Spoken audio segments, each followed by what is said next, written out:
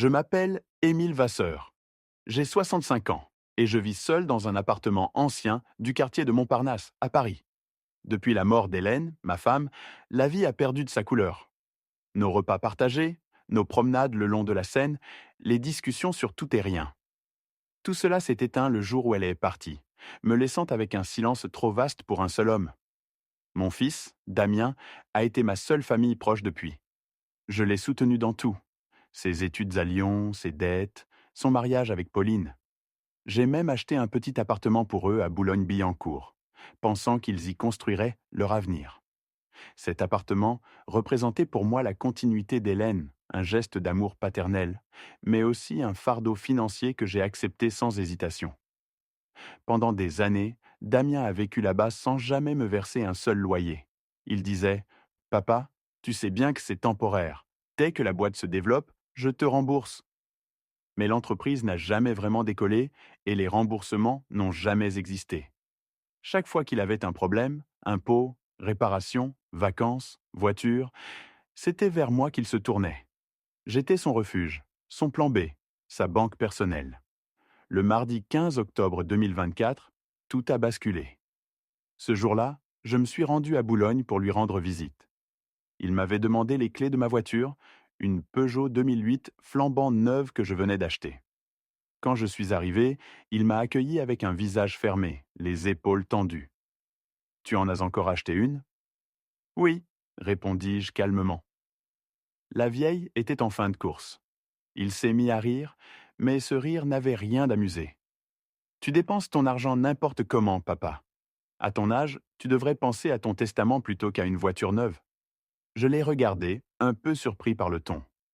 Damien, ce sont mes économies. J'ai le droit de me faire un plaisir, non? Alors il a éclaté. Tu ne comprends donc rien. Tu te traînes encore, inutile, accroché à une vie qui n'a plus de sens. Tu devrais déjà être mort, vieux con. Tu ne sers qu'à nous ralentir. Ces mots ont claqué dans l'air comme une gifle.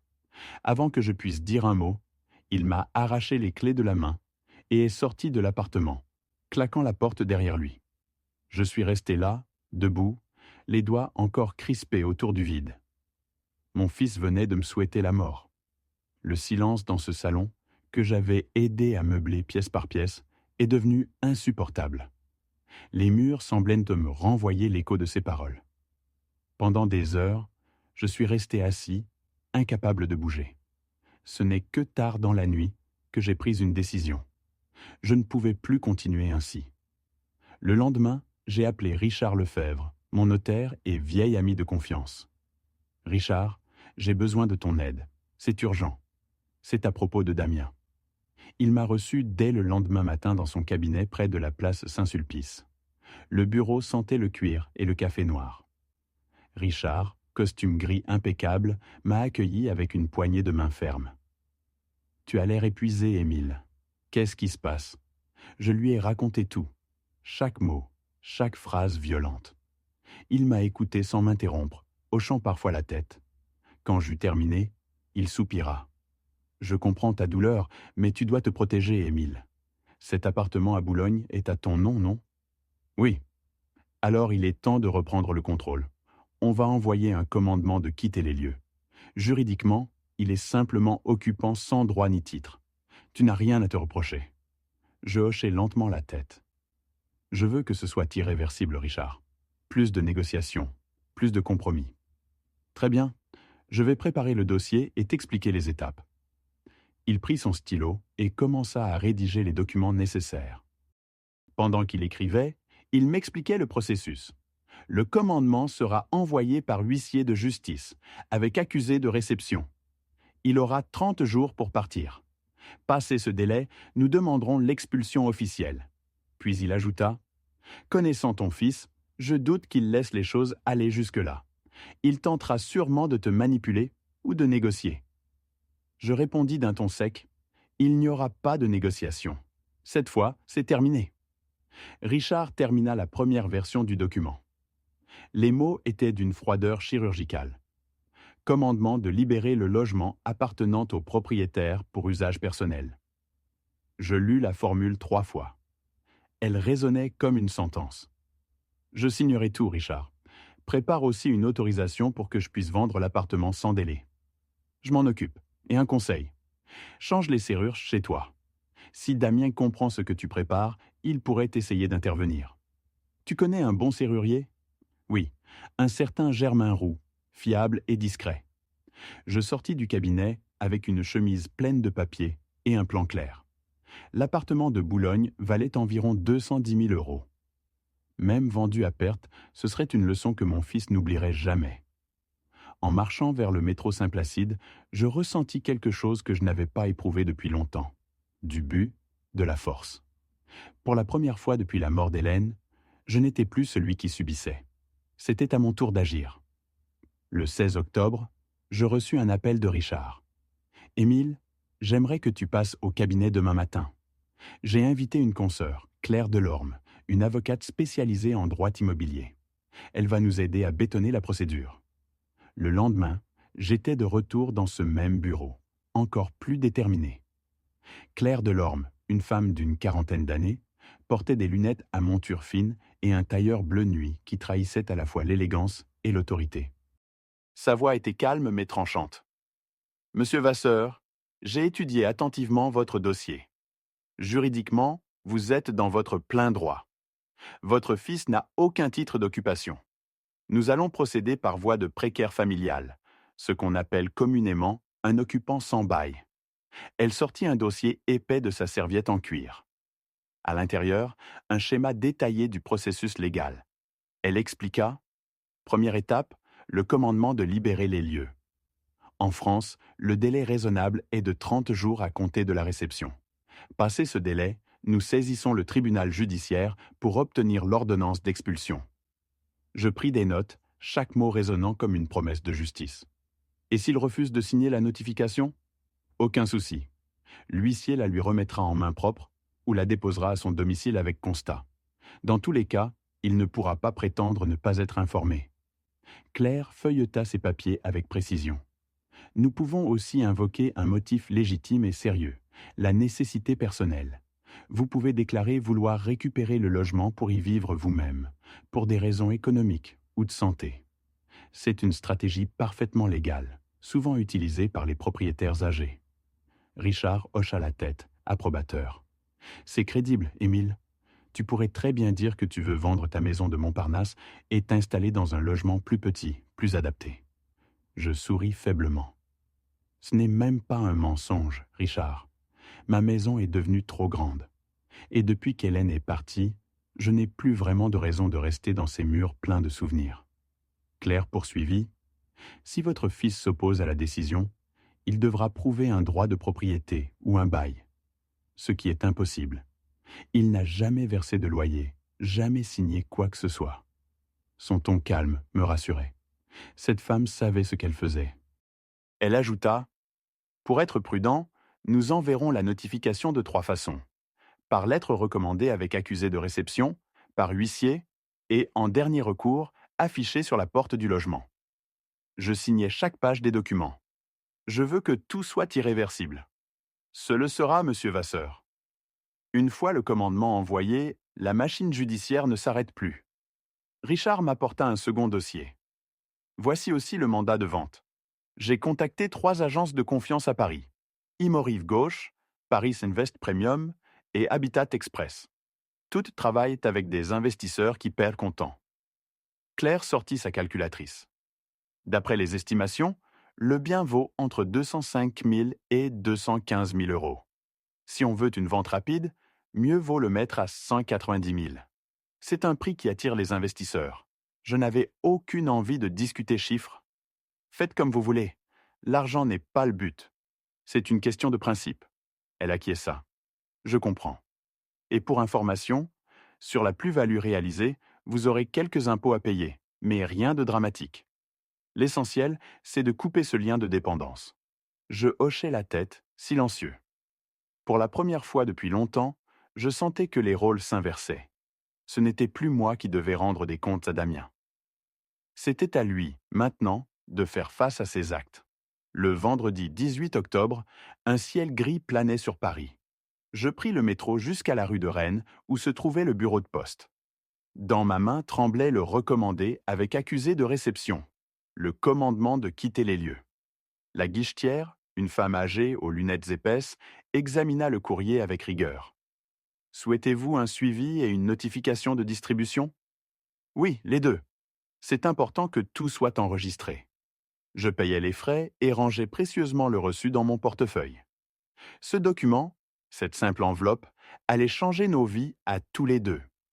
Damien le recevrait le lundi suivant. À partir de cette date, il aurait jusqu'au 22 novembre pour quitter les lieux. En sortant du bureau de poste, je respirais profondément. Le vent froid d'octobre fouettait mon visage, mais je me sentais étrangement vivant. L'après-midi, je rencontrais Isabelle Navarre, directrice de l'agence Imorive Gauche, rue du Bac. Une femme énergique d'une cinquantaine d'années, au ton direct et professionnel. Son bureau était lumineux, décoré de cadres en noir et blanc représentant Paris sous la pluie. Monsieur Vasseur, votre appartement est idéalement situé. Même à ce prix réduit, il partira vite. Je veux que la transaction soit terminée avant fin novembre. Elle leva les yeux, un peu surprise. C'est rapide, mais faisable. J'ai des acheteurs étrangers qui cherchent ce genre d'opportunité. Je signai le mandat exclusif et insistai. Je veux une discrétion absolue. Damien ne doit rien savoir avant la signature. Entendu, monsieur. Ce genre de situation familiale, j'en ai vu beaucoup. Nous agirons avec prudence.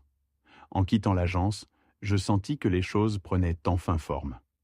J'avais lancé une machine administrative et légale que rien ne pourrait arrêter. Le lendemain, Germain Roux, le serrurier recommandé par Richard, arriva chez moi. Un homme solide, au visage buriné et au regard franc. Votre avocat m'a tout expliqué, monsieur Vasseur. Je vais changer toutes les serrures et installer un système de sécurité électronique. Si quelqu'un tente de forcer la porte, vous recevrez une alerte sur votre téléphone. Je le remerciai. Pendant qu'il travaillait, je triais mes dossiers, relevés bancaires, preuves de virement, factures payées pour Damien. En 6 ans, j'avais dépensé près de 65 000 € pour lui. Loyer, dettes, voiture, vacances, frais médicaux. Je n'avais jamais rien exigé en retour. J'appelais cela de l'amour. Aujourd'hui, je voyais que c'était devenu une dépendance à sens unique. Le dimanche 20 octobre, je me rendis au cimetière du Montparnasse. J'avais besoin de parler à Hélène. Devant sa pierre de marbre clair, j'enlevai quelques feuilles mortes et déposai un bouquet de lys blanc. Hélène. Notre fils est devenu un étranger. Tu avais raison. Un jour, il devrait apprendre les conséquences de ses choix. Eh bien, ce jour est venu. Le vent d'automne soufflait doucement. Je crus presque sentir sa présence, silencieuse mais approbatrice. Ce n'est pas de la vengeance, mon amour. C'est de la justice. Il doit comprendre que l'amour d'un père ne peut pas être piétiné. En repartant, je me sentais apaisé. Pour la première fois depuis des années, je me regardais dans le miroir sans honte. Le lundi 21 octobre, Paris baignait dans cette lumière pâle et bleutée que j'ai toujours aimée à l'approche de l'hiver. Je m'étais levé tôt, sans même prendre de café, simplement pour suivre la livraison du recommandé. Sur le site de la Poste, le statut indiquait « Distribué à 10h47 ». À cette minute précise, Damien tenait entre ses mains la lettre qui mettait fin à notre lien de dépendance. Je m'attendais à un appel, un message, une tempête de colère ou de supplication. Mais rien. Pas un mot. Le soir, j'ouvris une bouteille de Saint-Émilion que j'avais gardée depuis un dîner d'anniversaire avec Hélène. Je trinquai seul, à ma manière, à la fin d'une époque. Le lendemain, Isabelle Navarre m'appela, la voix vibrante d'enthousiasme. « Monsieur Vasseur, nous avons reçu une offre ferme, 180 000 € comptant, sans conditions suspensives. L'acheteur est un investisseur français, résident à Lyon, qui souhaite signer sous 15 jours. » Je restai silencieux quelques secondes, absorbant l'ampleur du moment. Puis je répondis « J'accepte. Préparez le compromis. Je passerai demain à 14h pour signer. » Je raccrochai, puis m'autorisai un sourire rare, discret, mais sincère. Ce sourire qu'on esquisse quand on sent que la vie reprend un sens. Le mercredi 23 octobre, je me rendis dans les bureaux d'Imorive Gauche, rue du Bac. L'acheteur s'appelait Jean-Pierre Dubois, un homme élégant d'une 60aine d'années, à l'accent légèrement méridional. Il serra ma main avec chaleur. Monsieur Vasseur, je dois vous dire, c'est une perle rare. Un appartement à Boulogne à ce prix, c'est un cadeau. Je n'ai plus besoin de cet endroit, répondis-je simplement. Nous signâmes le compromis de vente. 10 000 € d'acompte, solde à verser le 15 novembre. Jean-Pierre était ponctuel, méthodique, le genre d'homme qui inspire confiance. Isabelle, quant à elle, me lança un regard à la fois admiratif et compatissant. « Peu de pères auraient eu votre courage, monsieur Vasseur. » Je ne répondis pas. Le mot « courage » me semblait trop noble pour ce que je ressentais. Ce n'était pas du courage. C'était une fatigue lucide. Le soir même, j'appelai Richard pour l'informer. Tout est signé. Jean-Pierre Dubois versera la totalité à la signature. L'affaire sera close le 15 novembre. Richard poussa un léger soupir de soulagement. Excellent. Et Damien ? Aucune nouvelle. Ce silence est inquiétant ou rassurant, selon la façon dont on le regarde. Dans ton cas, je dirais rassurant. Je souris. Peut-être avait-il raison. Peut-être que le silence était enfin la paix. Mais le lendemain matin, vers 9 heures, mon téléphone vibra. L'écran affichait « Appel entrant. Pauline, mobile ». Je savais que ce nom ramènerait la tempête. Sa voix tremblait. « Émile, je vous en supplie, écoutez-moi. Damien est bouleversé. Il dit que vous voulez vendre l'appartement. Ce n'est pas vrai, n'est-ce pas ?» Je fermai les yeux. « C'est vrai, Pauline. Le compromis est signé. Il a jusqu'au 15 novembre pour quitter les lieux. Mais vous ne pouvez pas faire ça. Nous n'avons nulle part où aller. Les loyers à Paris sont exorbitants. » Il fallait y penser avant de me souhaiter la mort. Un silence lourd s'installa. On n'entendait plus que sa respiration haletante à l'autre bout du fil. Émile, il ne le pensait pas. Il était en colère. Il a bu ce jour-là. Il ne voulait pas dire ça. Les mots ont un poids, Pauline, surtout ceux qu'on prononce à son propre père. Elle se mit à pleurer doucement, et je sentis une pointe de compassion. Mais c'était trop tard. La pitié n'efface pas les blessures. Alors il n'y a vraiment rien à faire ? Rien. L'acte est signé et le processus est irréversible. Je raccrochais.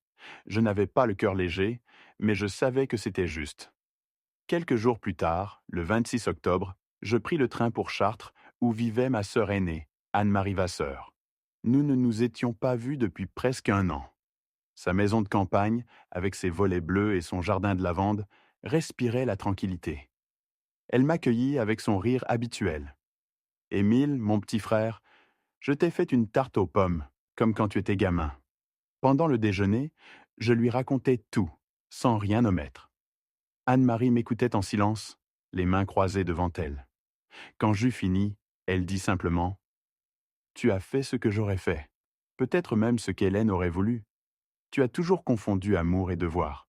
Ce garçon t'a dévoré lentement, sans même s'en rendre compte. » Ces mots me frappèrent comme une vérité que je n'osais pas formuler. Hélène me disait souvent « Damien finira par croire que ton amour est inépuisable.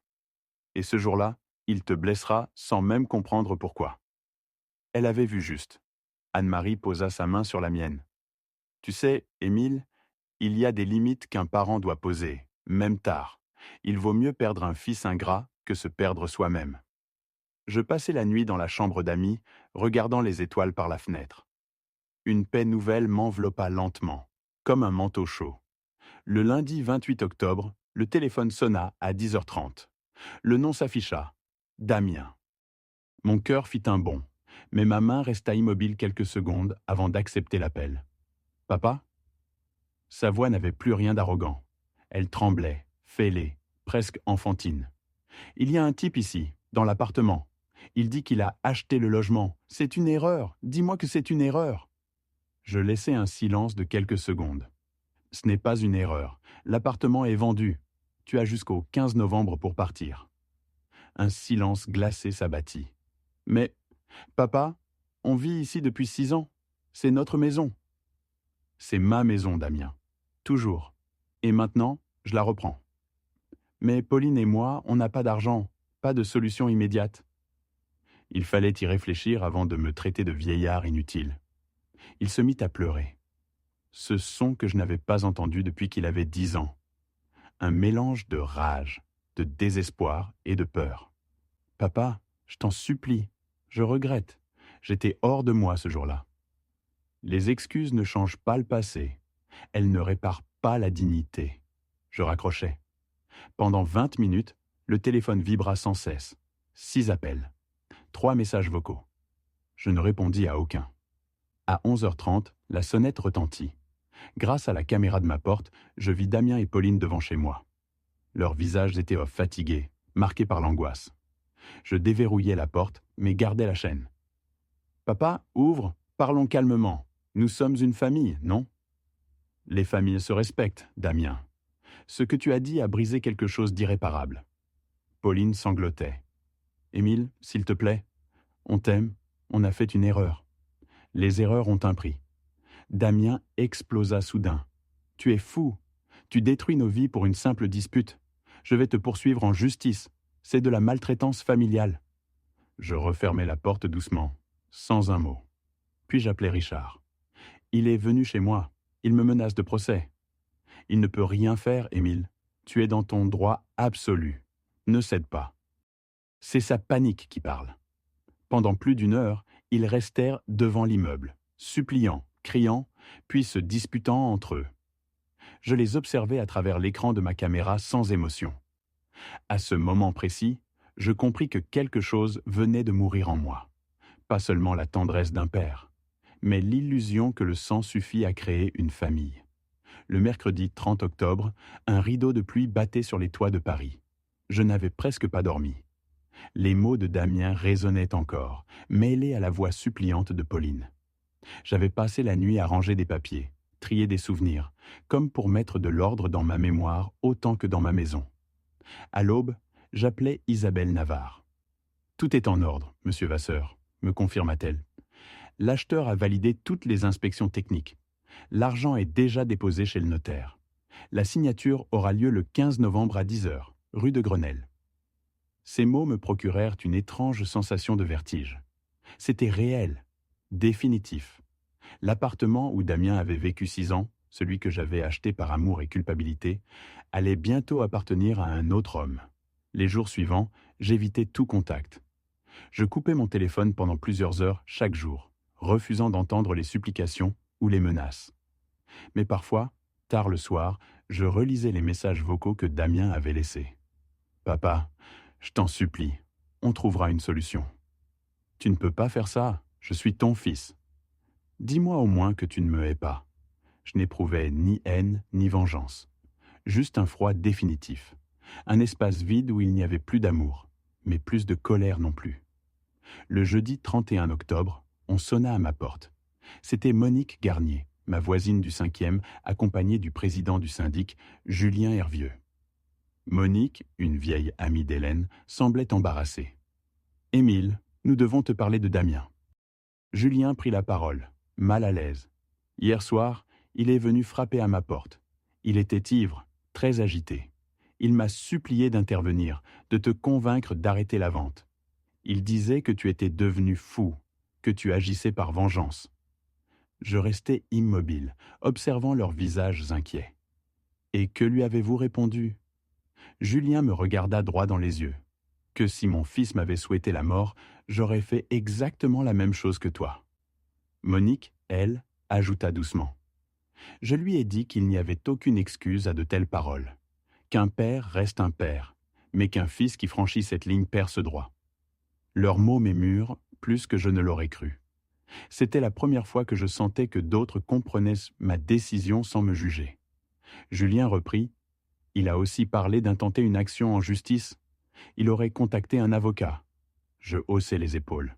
« Qu'il fasse ce qu'il veut. » Mais au fond, je savais que cette escalade n'en finirait pas là. 2 jours plus tard, le 2 novembre, mon notaire Richard m'appela. Sa voix était grave. « Damien a bien engagé un avocat, un certain Marc Santini, du cabinet Saint-Lazare, un plaideur de seconde zone, connu pour accepter les affaires perdues d'avance. Et que cherche-t-il à faire ? Il veut invoquer un prétendu droit d'usage, ou encore une incapacité mentale de ta part. Il a dit à l'avocat que tu étais sénile, manipulé par la solitude. Je restai un long moment silencieux. Je croyais avoir tout entendu, tout subi. Mais cela dépassait même ce que j'avais imaginé. Il voulait désormais salir ma réputation. Que dois-je faire? Passe des examens médicaux complets, neurologiques et psychologiques. Si tu veux, je te recommande un spécialiste. Nous aurons ainsi un rapport prouvant ton entière lucidité. J'acceptai immédiatement. Le lendemain, je me rendis à la clinique Saint-Augustin, dans le 8e arrondissement. Le docteur Fournier, neurologue réputé, me fit passer une série de tests. Mémoire, raisonnement, orientation, langage. À la fin, il me sourit. « Monsieur Vasseur, vous avez une acuité mentale supérieure à la moyenne. Aucun signe de démence, aucun trouble. Je vous fournirai un rapport complet demain. » Je sortis dans la lumière froide de novembre avec un sentiment de soulagement. Non pas parce que j'avais prouvé ma raison, mais parce que j'avais fermé la dernière porte derrière moi. Entre-temps, Pauline avait quitté Paris. Ma sœur Anne-Marie m'appela pour m'en informer. Elle est partie à Lyon, chez sa mère. Elle m'a dit qu'elle avait peur de Damien. Il boit, il crie, il casse les objets. Je fermai les yeux. Il détruit tout ce qu'il touche. Oui, y compris lui-même. Ces mots résumaient parfaitement la situation. Damien n'était plus un homme en colère. C'était un homme en chute libre. Le 5 novembre, je reçus un appel inattendu. « Monsieur Vasseur, ici Aurore Delaunay, des ressources humaines de votre ancienne entreprise. » Sa voix semblait gênée. « Nous avons reçu un appel étrange d'un avocat qui demandait si vous aviez montré des signes de démence avant votre retraite. » Je sentis mon cœur battre plus fort. « Et que lui avez-vous répondu ?»« Rien. Nous avons refusé toute information et signalé la tentative comme abusive. Mais nous tenions à vous prévenir. » Je la remerciai. Quand j'ai raccroché, j'ai ri. Un rire sec, sans joie. Mon fils essayait de m'abattre avec des mensonges. Et moi, je continuais à me relever. Le 7 novembre, le docteur Fournier m'envoya son rapport officiel. Capacité cognitive intacte, jugement sain, aucun signe de trouble neurologique ou psychologique. Je l'envoyai immédiatement à Richard. Sa réponse fut brève. « Excellent, nous le verserons au dossier pour parer à toute manœuvre. » J'étais prêt pour la dernière étape.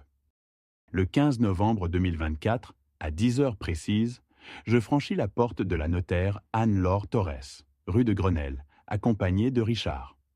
Jean-Pierre Dubois nous attendait déjà, costume gris, sourire tranquille. Les documents étaient prêts, la table recouverte de feuilles, tamponnées et de stylos. La notaire, d'une voix posée, lut chaque clause. Vente d'un bien immobilier 6 à Boulogne-Billancourt, libre de toute occupation, moyennant la somme de 180 000 €. Je signai lentement, avec un calme presque sacré. Chaque trait d'encre fermait une blessure, effaçait une dépendance, redonnait un souffle nouveau à ma dignité. Quand tout fut terminé, Jean-Pierre me serra la main. « Monsieur Vasseur, je vous souhaite une belle nouvelle vie. » Je sortis du bureau notarial, respirant profondément l'air froid. Le ciel était d'un bleu tranchant, pur, presque cruel. Je sentis une légèreté que je n'avais pas connue depuis la mort d'Hélène. Le soir même, j'appris par Monique que Damien s'était présenté dans l'immeuble, ivre, hurlant que l'appartement lui appartenait encore. Le portier avait dû appeler la police. Les agents l'avaient le calmé, puis escorté dehors sans ménagement. Avant de partir, il aurait crié « Ce n'est pas fini, je récupérerai ce qui est à moi !» Mais il n'avait plus rien à récupérer, ni appartement, ni épouse, ni père. Le 16 novembre, je quittai Paris. J'avais vendu aussi ma maison de Montparnasse et acheté un petit appartement à Bordeaux, près des quais de la Garonne. Une ville calme, baignée de lumière, où les passants saluent encore leurs voisins. Anne-Marie était venue m'aider à m'installer. Elle avait apporté une bouteille de vin local et une tarte aux prunes. « À ta nouvelle vie, Émile. » Nous avons trinqué sur ma terrasse, face au toit clair de la vieille ville. Hélène serait fière de toi, tu sais. Elle me l'avait dit un jour. Ton seul défaut, c'est d'être trop bon. Mais parfois, même la bonté a besoin de dire stop. Je souris. Je levai mon verre vers le ciel, comme pour saluer Hélène à travers le temps. Les semaines qui suivirent furent silencieuses, douces, presque irréelles. Je redécouvris des choses simples.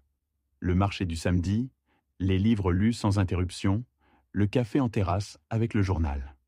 Je marchais souvent le long de la Garonne, observant les reflets dorés du soleil sur l'eau. Et chaque fois, je pensais, il n'y a pas d'âge pour se libérer. Il n'y a pas d'âge pour se respecter. Damien, lui, n'a plus jamais appelé. Parfois, un ami commun m'envoie un message. Il aurait quitté Paris, trouvé un petit emploi précaire dans une autre ville. Je n'éprouve ni joie ni tristesse, seulement une forme de sérénité distante. Aujourd'hui, à 66 ans, je vis seul, mais en paix. J'ai appris que l'amour, quand il devient servitude, n'est plus de l'amour, et qu'un père a le droit, non, le devoir, de se faire respecter, même par celui qui l'a mis au monde. Sous la lumière dorée des quais de Bordeaux, je me sens enfin libre. Libre de toute culpabilité. Libre d'avoir choisi ma dignité plutôt que l'illusion d'un lien brisé. Libre de vivre les années qui me restent comme un homme entier, debout, apaisé.